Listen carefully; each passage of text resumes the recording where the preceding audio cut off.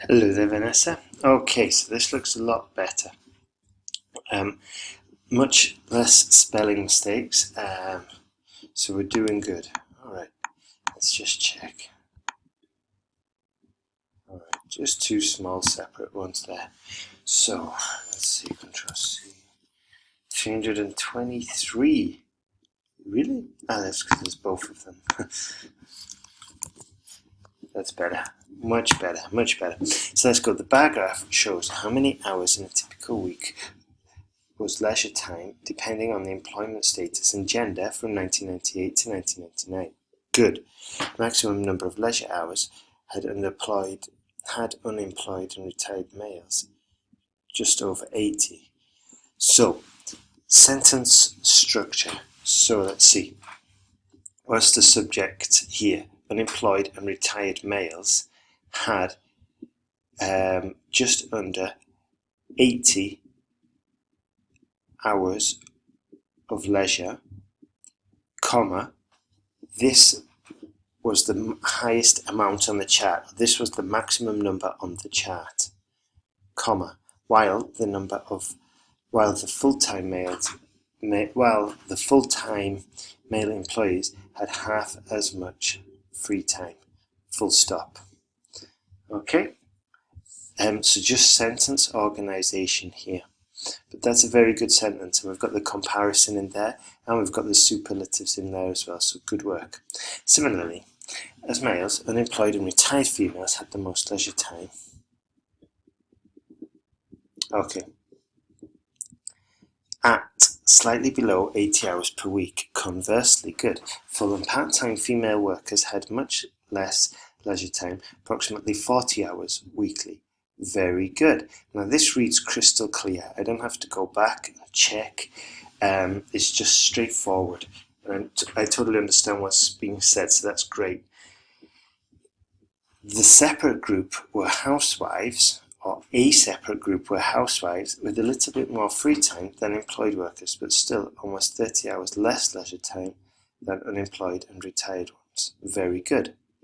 Overall, in terms of employment, in all groups, males had more leisure hours than females, while the full-time employees, regardless of sex, had the least leisure time. Good.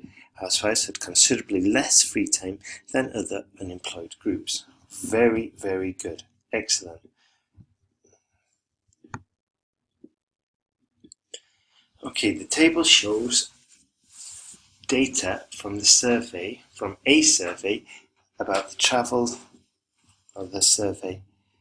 Yeah, A or the are both okay. I would have said A. From a survey about the travel number and reasons for travelling abroad by UK residents. Okay, so it would be helpful if you could put a link to the charts, yeah, and I could see them, because I can't tell you whether that's correct or incorrect.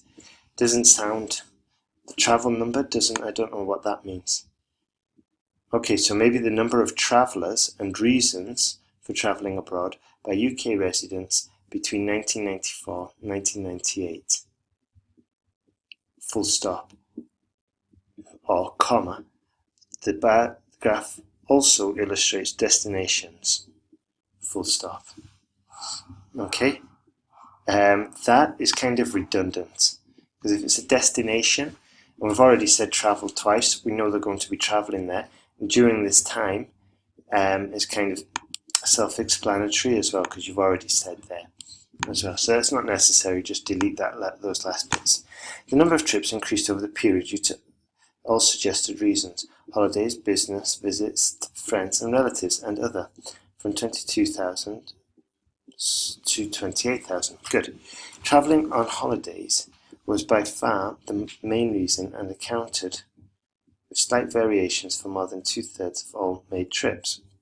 Okay. Travelling on holidays was by far the main reason and accounted for more than 2/3 of all trips. I would have said and roughly accounted for, because this bit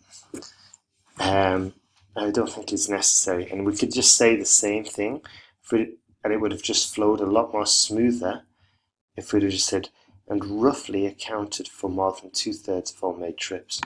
All other regions put together made roughly 1/4 of the total business, and second and other on the last place. All other regions put together made roughly 1/4 of the total, comma, with business in second and other in the last place, or in the final place, or the least amount would probably be better than last place, with the least amount of trips, whatever, but I can't really say. It's difficult to correct it because I don't have the chart. Regarding the most popular destinations, Western Europe was undoubtedly the most popular throughout the whole period, around 20 million visits in 1994 and just below 25 million in 1998. Fantastic sentence, crystal clear, read through it, very smooth, excellent. Conversely, other areas and North America were at rock bottom, never crossing 2.5 million visitors. Fantastic.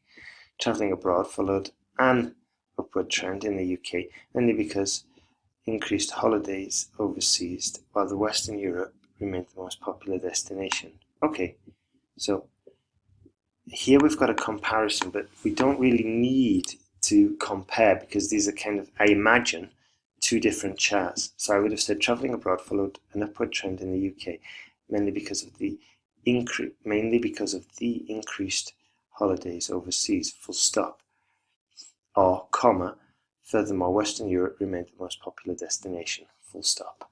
Okay, good work, Vanessa. Big improvement. Carry on writing like this, taking your time, going for quality, building your confidence, going for trusted ways, going for clarity, and then sending it to me. All right, send me the images as well next time. So remember, implement the corrections, send me the corrected essays, send me the images, and then send me two pieces of work with the images. Don't bother sending me the images for these ones. Send me the images with the new ones, all right? Take care.